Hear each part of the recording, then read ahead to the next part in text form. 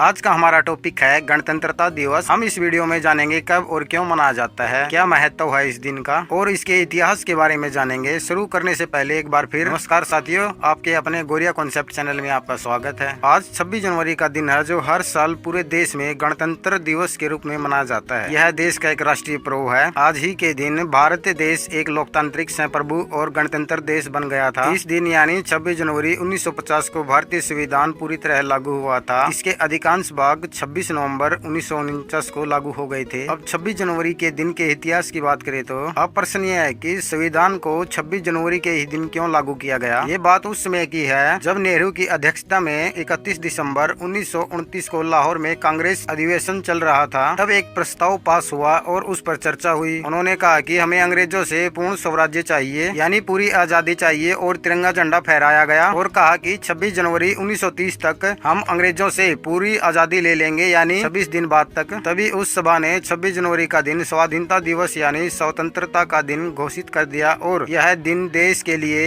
एक विशेष दिन बन गया। पहली बार सभा ने 26 जनवरी 1930 को अपना पहला स्वाधीनता दिवस मनाया और तब से 26 जनवरी 1947 तक स्वाधीनता सेनानियों ने इस दिन को स्वाधीनता दिवस के रूप में मनाया जाने लगा। इसी कारण से 26 जनवरी का दिन महत्वपूर्ण था। और इसके बाद मार्च 1946 में कैबिनेट मिशन भारत पहुंचा, जिसमें 3 सदस्य थे। Sir Stafford Cripps, A.V. Alexander और लॉर्ड पैथिक लॉरेंस शामिल थे। इस समिति के अध्यक्ष यानी कैबिनेट मिशन के अध्यक्ष पैथिक लॉरेंस थे। इस समिति को इतिहास में कैबिनेट मिशन के नाम से जाना जाता है। इस मिशन का भारत आने का उद्देश्य था भारतीय संविधान का निर्माण करना, अंतरिम सरकार बनाना और भारत का विभाजन करना था। कुछ समय बाद यानी 6 दिसंबर 1946 को संविधान सभा का गठन किया गया, जिसे संविधान का निर्माण करना था और इसके अस्थायी अध्यक्ष सचिदानंद सिन्हा को बनाया गया, जो उस सभा में सबसे ज्यादा उम्र के व्यक्ति थे। कुछ दिन बाद यानी अगली मीटिंग में डॉक्टर राजेंद्र प्रसाद इस सभा के स्थायी अध्यक्ष 11 दिसंबर 1946 को बनाए गए और संवैधानिक सलाहकार B.N. राव को बनाया गया। संविधान सभा ने